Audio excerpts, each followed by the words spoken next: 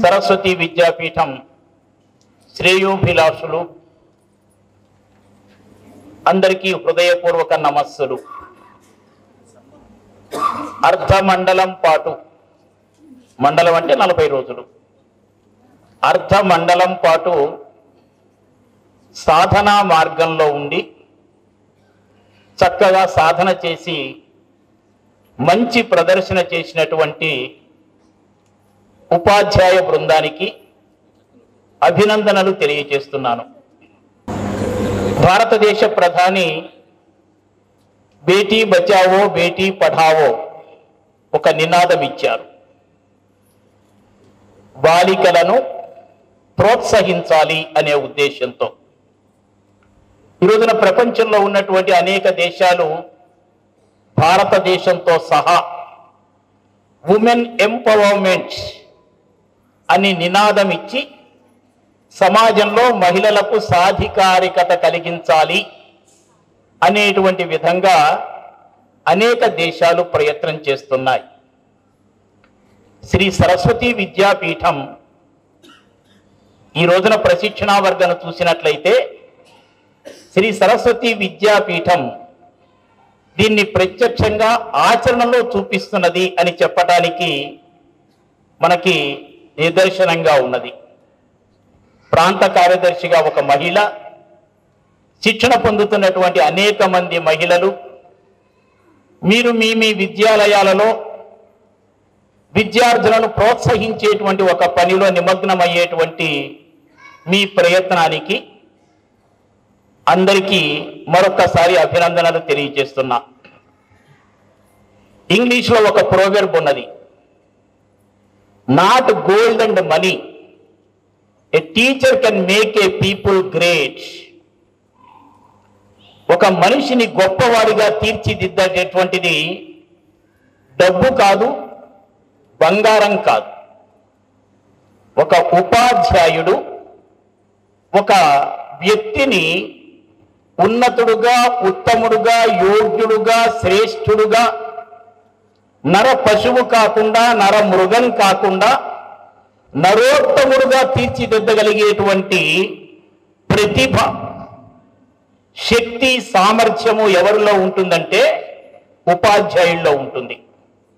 అందుకే మన భారతీయ జీవనంలో మ్యాన్ మేకింగ్ ప్రాసెస్, ఒక మనిషిని తయారు చేసేటువంటి, ఒక మనిషిని తీర్చిదిద్దేటువంటి ఒక ప్రక్రియ ఎక్కడ ప్రారంభం అవుతుంది అంటే కుటుంబంలో తల్లి ద్వారా ప్రారంభమవుతుంది. ఆ వరుసను, ఆ ప్రయత్నాన్ని ఎవరు అందిపుచ్చుకుంటారు అంటే విద్యాలయంలో ఉపాధ్యాయుడు అనేటువంటి వాళ్ళు పుచ్చుకుంటారు. అందుకే భారతదేశంలో అన్ని వృత్తులు చాలా గొప్పవే అయినప్పటికీ కూడా ఉపాధ్యాయ వృత్తికి ఒక శాంటిటీ ఉన్నది, ఒక విశిష్టత ఉన్నది, ఒక ప్రత్యేకత ఉన్నది.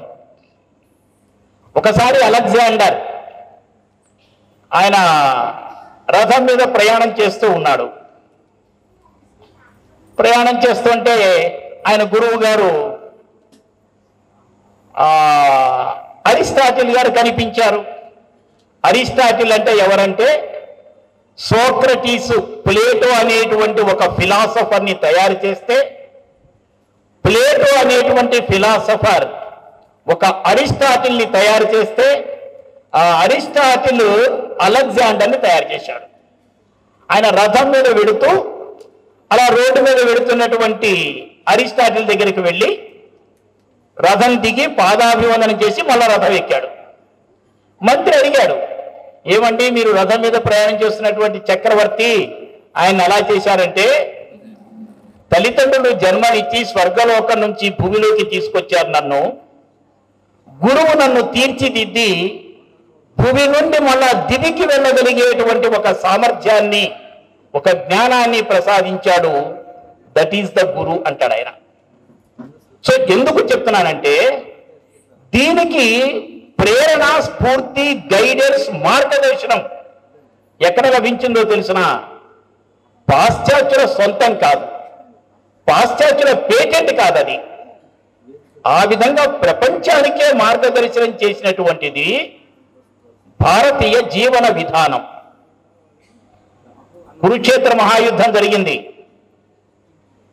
శ్రీకృష్ణుల వారు ధర్మరాజుని పిలిచి, అడుగో భీష్మాచార్యుల వారి దగ్గరకు వెళ్ళు, ధర్మోపదేశం, జ్ఞానోపదేశం, ఆధ్యాత్మికోపదేశం, నైతికోపదేశం, ఎన్ని రకాల ఉపదేశాలు నీకు కావాలో వాటినన్నింటినీ పొందవయ్యా అన్నాడు. భీష్ముడు తనకున్నటువంటి సంపూర్ణ సమస్తమైనటువంటి జ్ఞానాన్నంతటినీ కూడా ధర్మరాజుల వారికి ఉపదేశించి ఎలా తయారుగా ఉండాలి, ఎలా ఉండాలి ఒక వ్యక్తి, ఒక మనిషి ఎలా ఉండాలి అని కొన్ని తరాల నిర్మాణానికి కావడానికి కావలసినటువంటి జ్ఞానోపదేశం చేశాడు. తరములను అందుకే భీష్ముడు ఆచార్యుడు అయినాడు.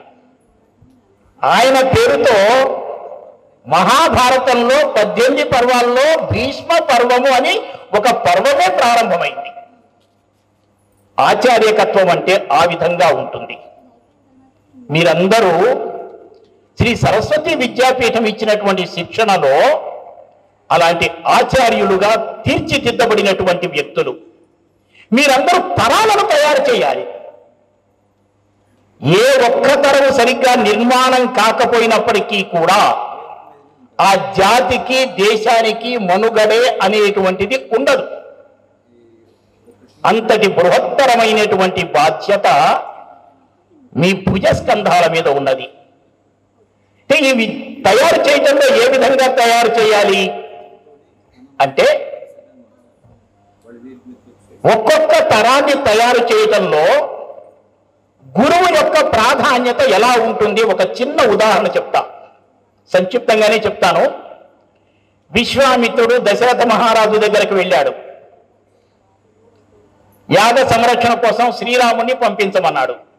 మనందరం అనుకుంటాము రామాయణంలో ఉన్న ఒక అంతరార్థం, ఒక గూఢార్థం ఏమిటంటే, ఎందుకు శ్రీరాముని ఎంపిక చేసుకున్నాడు అంటే, శ్రీరాముని యొక్క ఫ్యామిలీ బ్యాక్గ్రౌండ్, కౌటుంబిక సాంస్కృతికమైనటువంటి సంస్కారవంతమైనటువంటి నేపథ్యం తెలుసు. రెండవది, శ్రీరాముడు ఏ గురుకులంలో చదువుకున్నాడు అనేది విశ్వామిత్రుడు ఆలోచన చేసి పెట్టాడు. ఏ గురువు దగ్గర చదువుకున్నాడు? శ్రీరాముడిని తీర్చిదిద్దినటువంటి వాడు వశిష్ఠ మహర్షి. ఒక వశిష్ఠ మహర్షి చేతిలో తయారైనటువంటి వ్యక్తి ఎంతటి వాడవుతాడు? వశిష్ఠుని యొక్క గురుకులంలో చదువుకున్నటువంటి వ్యక్తి ఎలా తయారయ్యి బయటికి సమాజంలోకి వస్తాడు? అందుకోసం అది తెలిసినటువంటి, ఆ రహస్యం తెలిసినటువంటి విశ్వామిత్రుడు రాముణ్ణి ఎంపిక చేసుకున్నాడు. ఈ రోజున భారతీయ సమాజంలో విద్యాభారతి అలాంటి భూమికను పోషిస్తున్నది. ఏ వశిష్ఠుల వారి యొక్క విద్యా శిక్షణతో, బోధనతో వ్యక్తులు తయారవుతున్నారో అలాంటి భూమికలు విద్యాభారతి విద్యాలయాలు, విద్యాభారతి ఇచ్చేటువంటి శిక్షణా కేంద్రాలలో శిక్షణ పొందుతున్నటువంటి ఆచార్యులు ఆ విధంగా తయారవుతున్నారు. తెలంగాణ ప్రాంతంలో శ్రీ సరస్వతి విద్యాపీఠం ఇస్తున్నటువంటి శిక్షణ ఆధారంగా విద్యాలయాలు ఒక వశిష్ఠుల యొక్క గురుకులాలలాగా నిర్మాణం కావాలి. ఆ విద్యాలయాలలో తయారయ్యేటువంటి విద్యార్థులందరూ కూడా శ్రీరాముని వంటి ఉత్తమ గుణములు కలిగినటువంటి వ్యక్తులుగా తయారు కావాలి. అలాంటి బాధ్యతను మన భుజస్కంధముల మీద తీసుకుంటున్నాం. డోంట్ ఫర్గెట్, మర్చిపోకండి. ఈ వృత్తికి సంబంధించినటువంటి పవిత్రత ఆ విధంగా ఉంటుంది. ఇది సాధ్యమవుతుందా? ఇది ఎలాంటిది ఇది అంటే, ఎస్, మనందరము కూడా ఆ విధమైనటువంటి డిటర్మినేషన్ ఉంటే ఒక విద్యాలయానికి మనం యూస్ఫుల్గా ఉంటాం. ఆ విద్యాలయము మన సేవలను, మన సమయాన్ని, మన మేధో సంపత్తిని ఆ విధంగా ఫుల్గా యూజ్ చేసుకుంటూ ఉంటుంది. If we are useful, they will utilize it fully use, పూర్తిగా ఉపయోగించుకుంటారు. ఆ విధంగా కాకుండా అంటి అంటనట్టుగా ముట్టి ముట్టనట్టుగా మన జీతము, మన బెల్లు, మన గంట దాని వరకే మనం పరిమితమయ్యి లెస్ యూజ్గా ఉన్నాం అనుకోండి, we will become useless. So ఒక విద్యాలయానికి ఆచార్యుడు యూస్ఫుల్గా ఉండాలా, ఫుల్లీ యూజ్గా ఉండాలా, లెస్ యూజ్గా ఉండాలా, యూజ్లెస్గా ఉండాలా, మనం ఆలోచన చేయాలి. అర్ధమండలం పాటు తీసుకున్నటువంటి శిక్షణ, ఇట్ షోస్ యువర్ కమిట్మెంట్. ఇంట్లో ఉన్నటువంటి పనులను వీటినన్నిటినీ కూడా పక్కన పెట్టొచ్చారు. ఎస్, ఆ డెడికేషన్ కావాలి. అలాంటి వ్యక్తిత్వము అనేటువంటిది మనం పెంపొందించుకున్నప్పుడు ఉత్తములైనటువంటి విద్యార్థులు తయారవుతారు.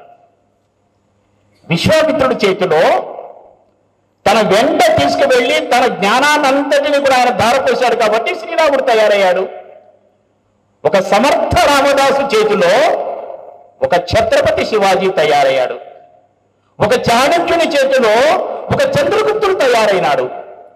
ఈ రోజున విద్యాభారతి, సరస్వతి విద్యాపీఠం ఇచ్చేటువంటి శిక్షణా కేంద్రాల మాధ్యమంగా అలాంటి ఆచార్య బృందం ఈ సమాజంలో తయారైనప్పుడు భారతదేశం యొక్క అభివృద్ధికి కానీ, దేశంలో ఒక శ్రేష్టమైనటువంటి విద్యా విధానం కొనసాగటానికి కానీ ఏ విధమైనటువంటి ఇబ్బంది ఉండదు.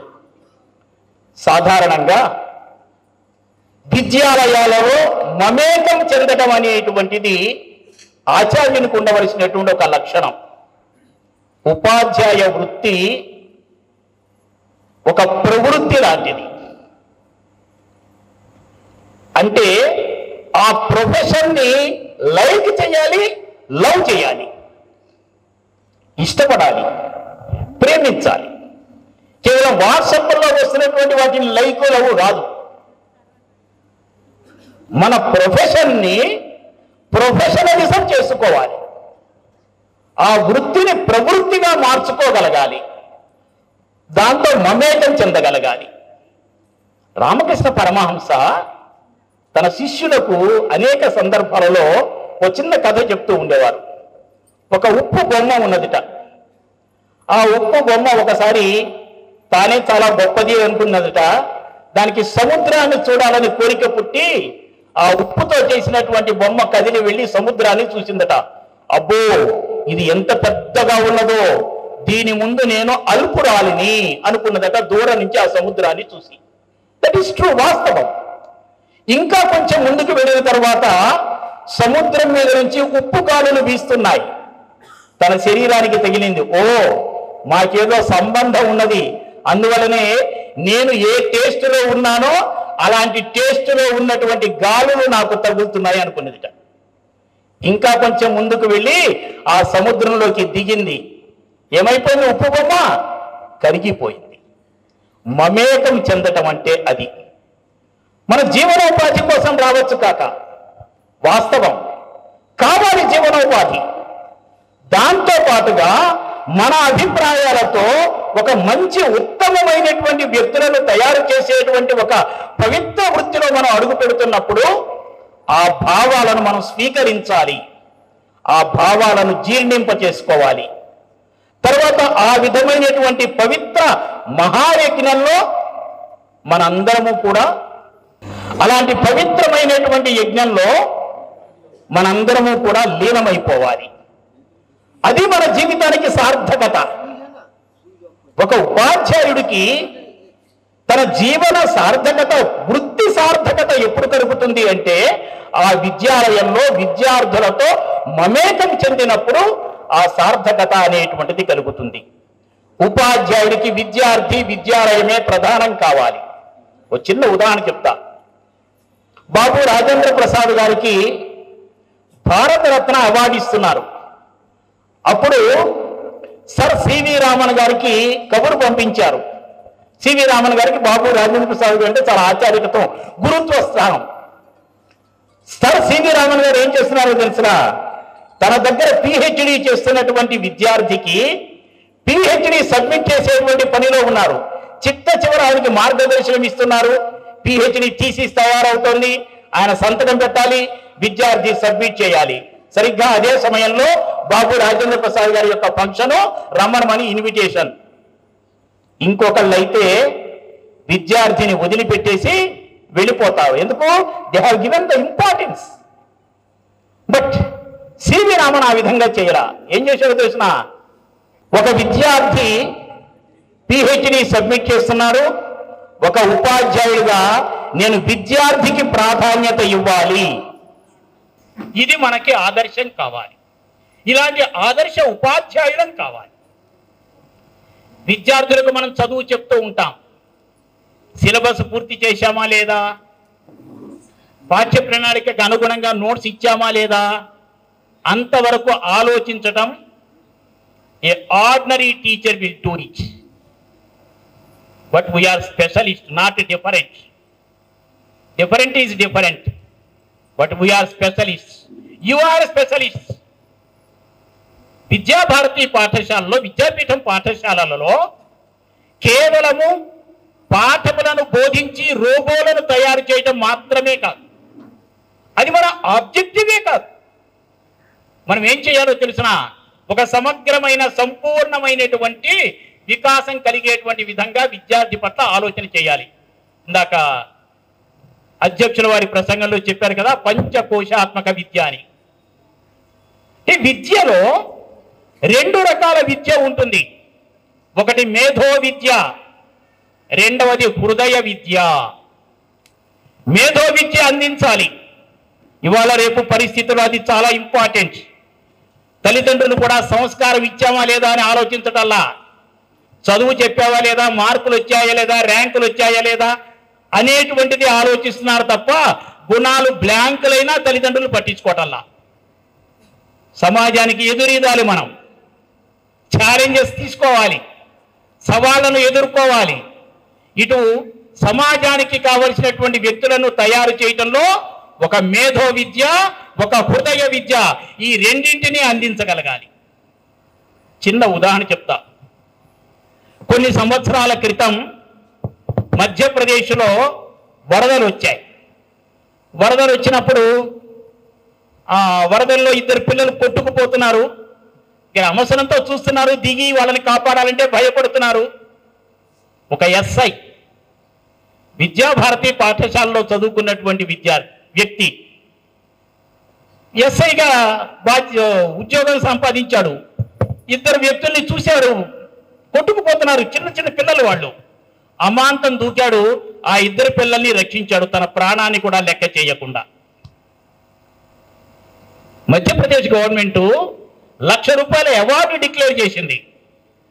₹1,00,000 అవార్డు డిక్లేర్ చేసి ఆ ఎస్ఐ ఏం చేశాడో తెలిసిన, తనకు హై స్కూల్లో చదువు చెప్పినటువంటి టీచర్ దగ్గరికి వెళ్ళి సార్తో మాట్లాడుతూ, మీరు నాకు సైన్స్ బోధించారు, గణితం చెప్పారు, ఆ పాఠాలు ఏవీ గుర్తులేవు, కానీ సంస్కారవంతమైన విషయాలు చెప్పారే, పరోపకార విషయాలు చెప్పారే, ఆ విధమైన వ్యక్తిత్వానికి సంబంధించిన విషయాలు మీరు చెప్పినటువంటివే నాకు గుర్తున్నాయి.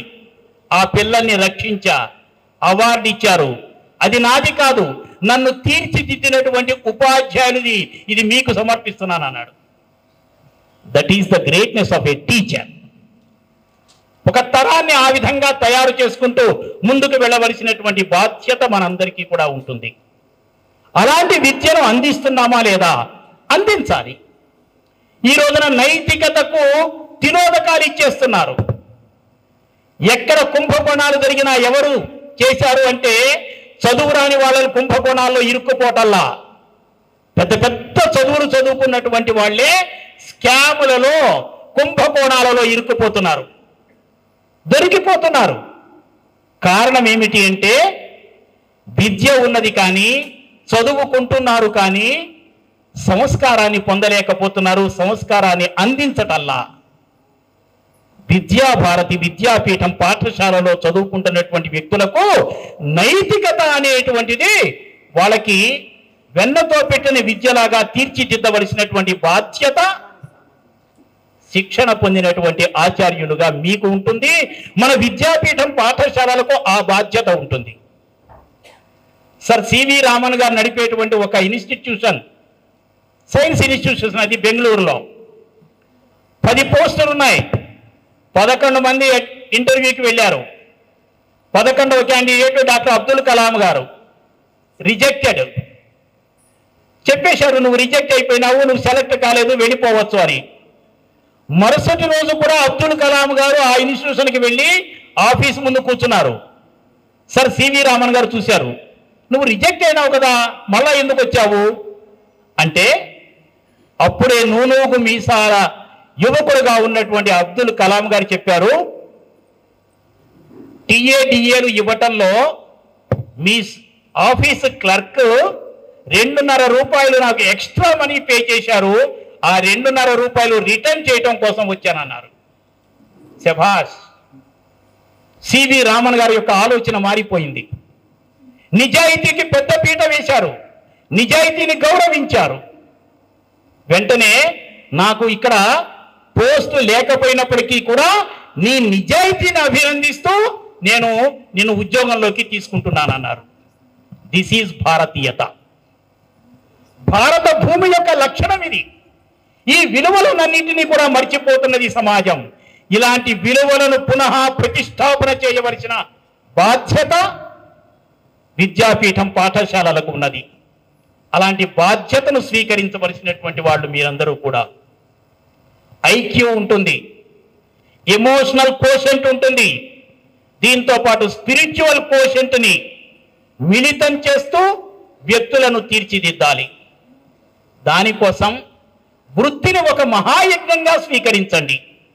వృత్తిని ఒక పవిత్రమైనటువంటి దీక్షగా స్వీకరించి మన పాఠశాలను కేంద్రంగా చేసుకుని ఒక యోగ్యమైనటువంటి సమాజాన్ని, ఒక యోగ్యమైనటువంటి తరాన్ని నిర్మాణం చేసేటువంటి ఒక పవిత్ర కార్యాన్ని స్వీకరించండి.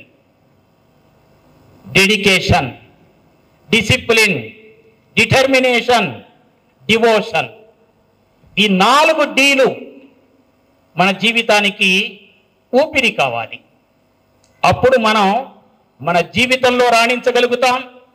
మనం వృత్తిగా స్వీకరించినటువంటి దాన్ని ప్రవృత్తిగా మార్చుకుని ఒక ఉత్తమమైన శ్రేష్టమైన పాఠశాలలో యోగ్యమైనటువంటి తరాన్ని నిర్మాణం చేసి జీవితానికి సార్థకతను పొందగలుగుతాం. ఆ ప్రేరణతో, ఆ స్ఫూర్తితో ఇక్కడ పొందిన శిక్షణను ఆచరించాలి. ఆచరిస్తున్నాము కాబట్టి ఆచార్యులు. అంత మాత్రమే కాదు, ఆచరింప చేసేవాడు ఆచార్యుడు. సీతాదేవి లక్ష్మణుణ్ణి అడిగింది, రాముడి పాదాలకి నమస్కారం చేస్తున్నావు, నా పాదాలకి నమస్కారం చేస్తున్నావు, ఈ చరణాలలో ఏది నీకు గొప్పగా కనిపిస్తున్నది అని. లక్ష్మణుడు ఏం చెప్పాడో తెలుసునా? ఆ చరణాల గొప్పదనం ఏంటో నాకు తెలియదు, కానీ అన్నగారి ఆచరణ, మీ ఆచరణ నాకు గొప్పదిగా కనిపిస్తున్నది అన్నాడు. అలా మన ఆచరణ సమాజానికి గొప్పగా కనిపించాలి, విద్యార్థులకు గొప్పగా కనిపించాలి, అది స్ఫూర్తిదాయకం కావాలి, మీ జీవితాలు సార్థకం కావాలి. జై Bharat. My Media, the voice of India.